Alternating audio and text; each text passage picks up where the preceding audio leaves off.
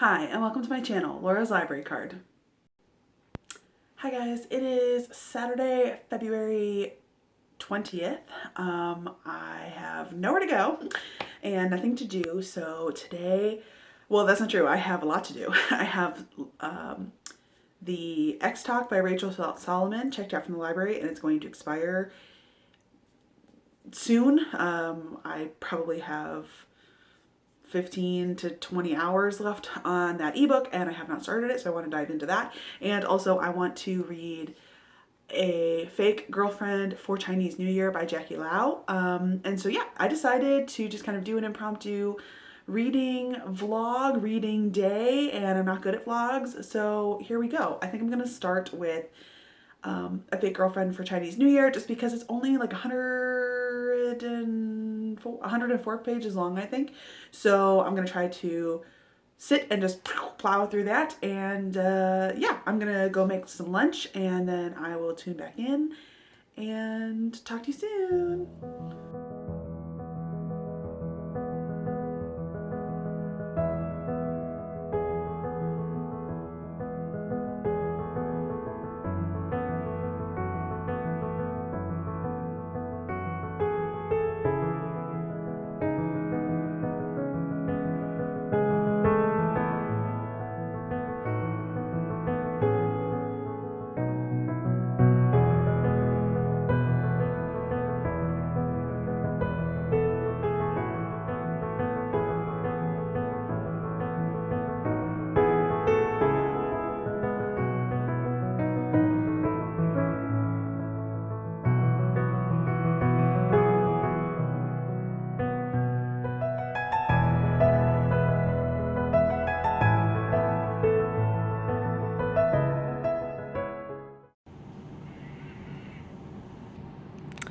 Hi. Okay, so I'm tuning in.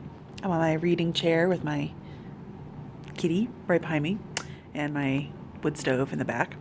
I am at, I think, 40%. I've just finished chapter 5 of A Fake Girlfriend for Chinese New Year by Jackie Lau. And I'm liking this story. It's very, like, cutesy and Hallmark-y. I don't know. I don't really have a ton to say. It's a novella. It's going by really fast. I just got to the skating trail part. They are fake dating because Zach doesn't want his parents to set him up with another disaster blind date, and so he asks his friend Joe to stand in as his girlfriend. And Joe has been secretly pining after Zach for like 2 years. They both have broken engagements in the past that just weren't meant to be. So I don't know. It's just like, it's fine, but like, it's not amazing. So I don't know. But I just got to the part where they are skating on this like ice track in the woods, and it sounds really cute and fun. Says the person who cannot ice skate very well. I just like cling to the rink edge the entire time. But then, yeah, then they like have their first kiss. So I will tune in a little bit with more thoughts. Hi, so I am checking in. The cat has moved. She's now next to me. I'm checking in. It's at 60% of my book. Did I call this Hallmark before? Because the scene I just read was too adult for Hallmark, I think. I think all of Hallmark stuff is like PG-13. And we got like a nice, good, solid sex scene. The Pictionary game was hilarious. I was cracking up. I thought that was a great opportunity for the two of them to kind of bond and for Joe to bond with his family. So yeah, this is super cutesy. I do sort of feel a little bit like Joe is like wanting more out of this relationship. She's been pining after him, and she kind of is half in love with him already. But even in Zach's perspective, he's definitely been physically interested and intrigued by Joe, but like he basically just keeps repeating it over and over. He doesn't want a relationship. He doesn't want love. So, I mean, I'm at 62% or something. So there's still plenty of time for them to decide that they want to be in love. But honestly, I would be happy for this novella to just end with them deciding to date. Like, I don't feel like that's like a traditional romance ending. That I feel like at the end they're gonna have to be like, "I love you," but I don't know. I've been pleased with this. It just is really condensed, and so I'm kind of interested to see where it's gonna go. Okay, so I finished A Fake Girlfriend for Chinese New Year by Jackie Lau, and it was cute. It was a pretty standard novella. They agree to be in a fake relationship. They go on a few fake dates to make it seem more real. They are like maybe catching feelings. They start having sex, but it's just sex. It's not. There's no feelings involved. Um, and what's annoying was honestly, I think that this would have been better if it did not end with an "I love you." If it had been, "Hey, like you're special. I want to be in a relationship. I'm ready to try feelings again." That would have been way more believable and to me just as tender because they would have been like open to emotions and stuff, but it wouldn't have been like a, "Oh, I love you. I'm so glad that I met you. And we decided to do this fake relationship thing because now I've realized I've loved you, or I have loved you, slash, I do now love you." When it's only been like a month. So I don't know. Again, like, I just never feel like there's enough time in novellas for me to get all the way to the "I love you" part. And so I'm always just kind of bummed. But this one was cute and it was like pretty steamy for a novella. And it was like cutesy. So I don't know about my star rating. I'll have to think about that. But yeah, so I have finished reading the Romance Sparks Joy book, and I will now be diving into The X Talk by Rachel Lynn Soloman. So I will tune in soon. I started the next book, The X Talk by Rachel Lynn Soloman. This is a book that I'm hoping to read because it's about to expire, and I think I'm about 15% of the way through. I've just read the first 4 chapters, and I'm really enjoying the writing style so far. The main male character is Dominic, I think, is going to be our love interest. They've described plenty of sentences about his forearms and how annoying he is, so he's got to be the love interest. And our main female character is Shay, who is the producer on this public radio particular show, but she, works at the radio station. And it's so clear that she loves the radio, that she loves the show, that she loves what she's doing. And I think that's awesome because I feel like a lot of times I feel like a lot of times the characters in books I read are not happy with their career, or they say they loved it, but then we like never see a single scene where they talk about their job or are happy to do what they're doing. So I'm liking the fact that Shay is liking her job. But the part where I just read is they were trying to come up with new show ideas, and she just kind of threw out this idea for the X Talk. 2 exes talk about dating and what went wrong and sort of give advice. And everyone seems to really like that idea. And then her boss has just told her at the end of chapter 4 that basically there will be layoffs coming up and they need to change things up. The show that she's a producer for is going to unfortunately be cut. And he basically says, "Hey, if you and this guy that you don't like, the two of you who have never dated, if the two of you don't agree to be on this show that we are conceptualizing, unfortunately, like, you guys are going to have to work on polishing up your resumes." And my first thought was like, isn't that kind of problematic for the boss to be like, if you don't do this show, like, then you're out? But like, I don't know. The other part of this is that I didn't realize that they would not actually be exes. Like, if they do this show together, they will be pretending to be exes. So it's like a fake used to be relationship instead of fake current relationship, which might be really interesting. But I think it's a great start. I'm interested in the writing style. The main female character also has a lot of like love for this, her father who has passed away for the last like 10. It's distant, but she is still sort of missing him and loving him, which I think is a really interesting element to her character. So, so far I'm already hooked on the X Talk and can't wait to continue reading. And I will tune back in with more thoughts later.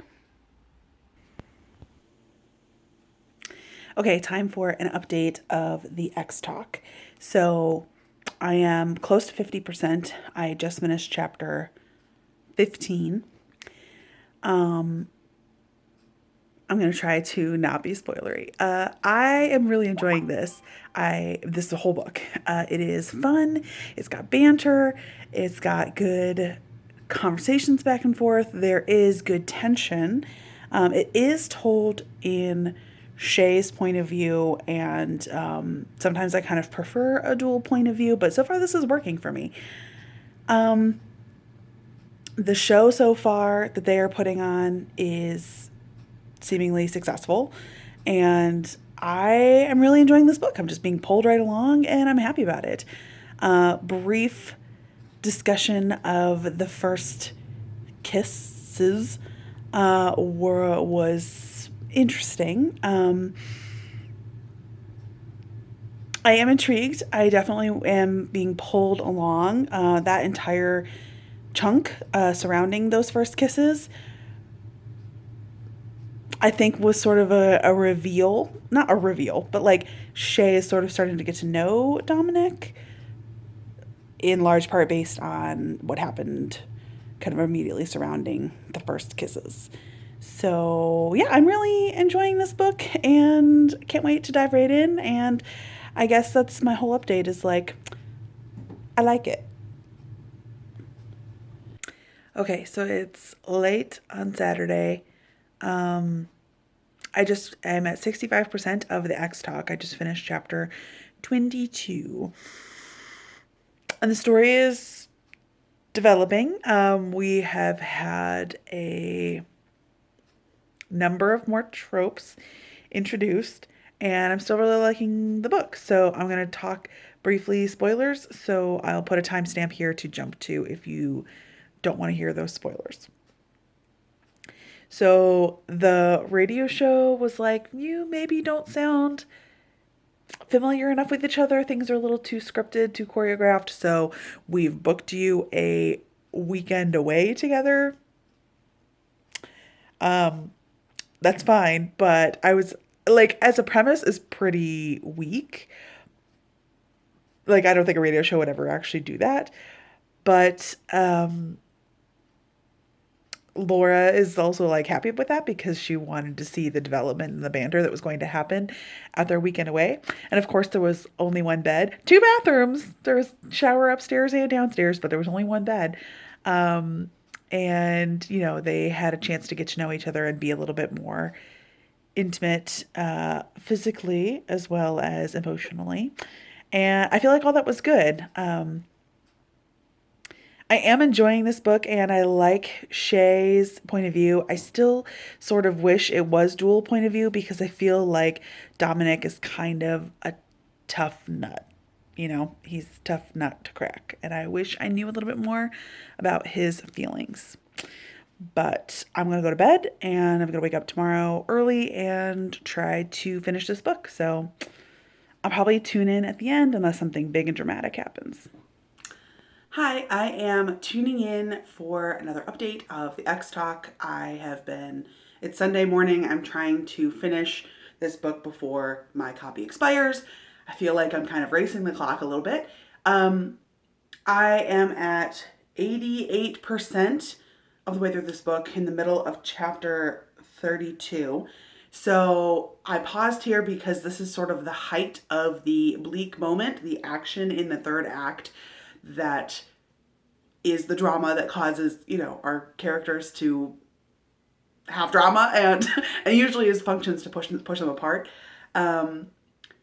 So I'm enjoying this. I saw it coming like literally from the start. Like throughout the entire book, there are a lot of references to what is happening. I'm trying to be vague. And I was highlighting like all of them. I was like, yep, this is going to be the problem. Yep, this is going to be the problem. Yep, this is going to be the problem. Maybe I will count how many highlights I did and like put a number here. I probably didn't actually highlight every single one. But anyway, so like now that has finally like come to fruition, and uh, Shay in particular, as our main character, is very upset, and she is saying a lot of things that like as she's saying them, I'm just reading, going, ooh. Ooh, like you shouldn't be saying that. Like you're gonna regret these words. So I will say that I saw it coming. I didn't see it quite fully coming. The level of participation by the other members of the book. I'm trying to be vague. And so I both saw it coming, and also like this added element of like, oh, there was more people involved, and that makes it even like sort of crummier. And that's not like a cheating thing. That's just like another character that like I didn't expect to like have a role in this, has a role in it. So I don't know. I think I have read books occasionally where the most of the time in romance, in my personal experience, usually this like third act drama, this bleak moment happens, and then the two characters like break apart. Like they're like, oh, this was a betrayal. This was something that happened to cause, you don't really feel the way I thought you felt, or it was your doing, and therefore, like, we have to break up because you messed up. And so most of the time, I would say it is our characters who are in the relationship are like break apart and are miserable until more information comes to light, or they like something happens that's the resolution in the last little bit, and then they like get back together. But occasionally, and I will say that heated rivalry is a good example of this, occasionally something happens to the couple that is the bleak moment, and they just have to kind of like deal with it together. And so like, yes, they have to deal with the drama, and like that is what is propelling the plot along, but like it doesn't necessarily mean that they have to break up and then the resolution of the book is the reconciliation and coming back together. I think that it is actually more satisfying when the couple is like being tested, and then they have to figure out how like they're going to kind of come through it together, and the two of them work like together to solve this external conflict. So I am right on that sweet spot where I think, based on what Shay is saying, that it's going to lead to the first situation where she's gonna like try to dump him, or like she's gonna be like, you suck, and therefore they break up, and therefore it will go that first route and they will reconcile at the end. But there is still a tiny margin of opportunity to have it be the second option, where the two of them are like, no, we love each other, we're in this together, let's figure this out together. I don't think so, but I'm holding out hope. So I'm enjoying this. I like that the bleak moment was like so well foreshadowed, essentially, by having all of this like prep laid out. But also it sort of feels like obviously that was what was going to be the problem, because it was like so well established. So I'll tune in at the end. All right, this is me tuning in post shower to tell you that I finished The X Talk by Rachel Lynn Soloman. To continue my thing that I was saying in the last vlog clip, it did turn out to be the version number one, the plot where the two main characters separate because of the bleak moment and third act drama, and then they're apart for a while where they're miserable and reflecting, and then they have a big dramatic reconciliation.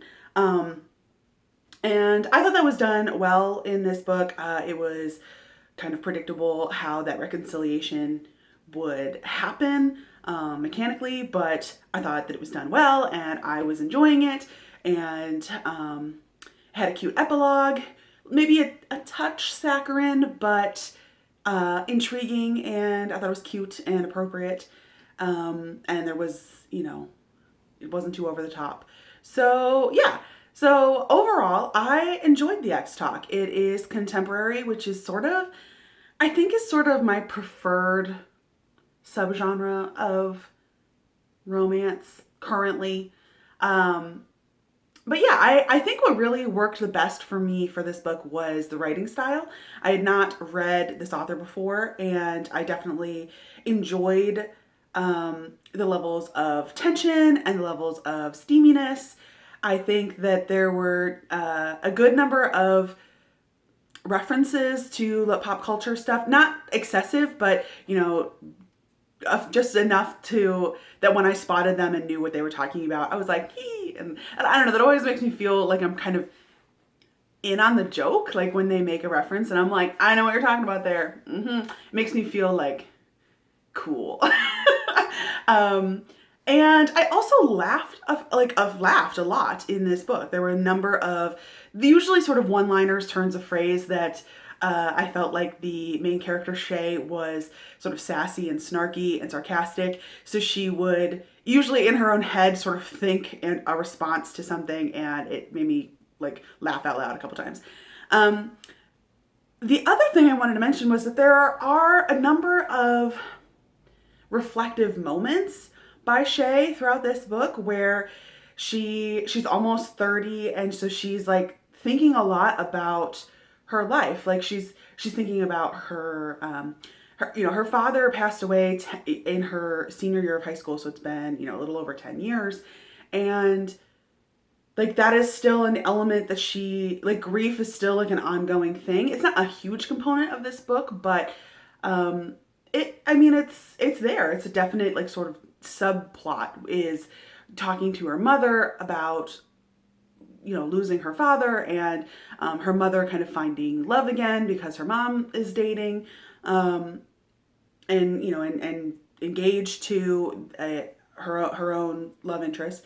So I liked that there was this like slight like grief element that was very like that brought a level of seriousness to the book. And also Shay is thinking about like what it means to be an adult and to be on her own. She has her own house, but like she struggles to she feels like that's like a status of her adulthood, that she is doing adulting right by having a steady job and having purchased a house. And but then she also was like feeling kind of lonely in that house. There's also reflections about friendships and loneliness that both Shay and Dominic talk about, where he sort of Seattle's not too far from where he grew up. He grew up in like a suburb, but he was gone for school stuff, and so then he has somewhat recently come back to town. But like he feels lonely. He feels like he doesn't really have any friends here. And Shay kind of realizes that she's been a workaholic for a long time, and that she doesn't really have very many friends here. They're either sort of coworkers or her one, sort of lifelong best friend. So I actually really appreciated these few times of reflection where Shay is thinking about what it means to be an adult, what it means to be responsible, how it's hard for her to deal with loneliness. And not only that she, did she do this to herself? Is her lack of friends, her own result of being a workaholic? But I find those other commentaries very relatable for me. Like I've now been here back in, I'm in Ohio, which is where I grew up, but I'm 3 hours away from where I grew up. So, my husband and I moved here because of a job, and we've been here now for a couple years, but I still don't feel like I have like a best friend. Like my best friend from college is across the country, and my best friends from high school, we are still in touch, but we're all kind of scattered around. So I have good friends, but I only have a few of them. And so I could kind of relate to Shay's discussions on, or musings on, loneliness and trying to be better about making friends. So yeah, I feel like this romance was great on the romance and delivered on that. I feel like it was moderately steamy. I was happy with that. And like I said, I think I enjoyed the writing style. It made me laugh, but I also feel like there were more serious plots kind of woven throughout. Because Shay, and that to me just like shows that Shay is a character that has a lot of, that she's like a full, well-rounded character, because she's thinking about her job and she has a lot of love for her job, but she also has these other things that are going on. And I think that that's totally true. At any given point in anyone's life, in my own life, I feel like there's certain aspects that I am doing really well on and succeeding in, and then there are other aspects that I think, well, that could use some work.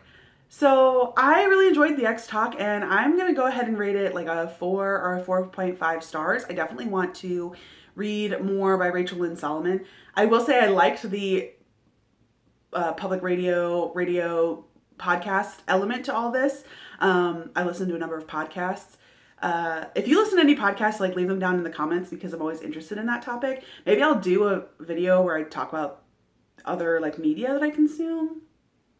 Anyway, so yeah, so I'm gonna go ahead and wrap up this vlog here. Altogether, I wanted to read on Saturday, and we've tipped a little bit into Sunday.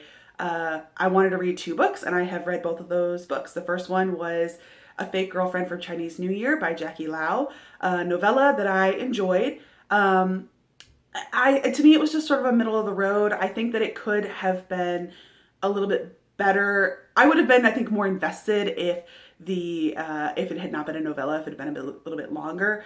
But it seemed like really cute. And I was I called it Hallmark now, and I'm remembering this. I called it Hallmark, and I feel like that was very true for a lot of the writing, but there was a level like rated R to it that I appreciated, and was pleasantly pleased to encounter, and then see that was carried out throughout the rest of the novella. So I definitely want to read more by Jackie Lau, but ultimately I just gave a fake girlfriend for Chinese New Year. I think I gave it like 3 stars. And then I also read this book that I've just been talking about, The X Talk by Rachel Lynn Soloman, that I enjoyed as well. And I'm going to go ahead and give that like a 4.5 stars. So yeah. So that was my vlogging for the weekend. I'm not used to doing vlogs. Not terribly exciting, I don't think. But yeah, if you have read either of these books or these authors, if you have a recommendation from Jackie Lau that you have read and you like, I think she has maybe a bigger backlist than Solomon, leave that down in the comments. Otherwise, thank you so much for watching this vlog. Let me know if you want more vlogs from me in the future. And yeah, thanks for tuning in. Don't forget to like and subscribe and do all those things if you want to. Bye. Book. I started The X Talk by Rachel Lynn Soloman. I think, could you not?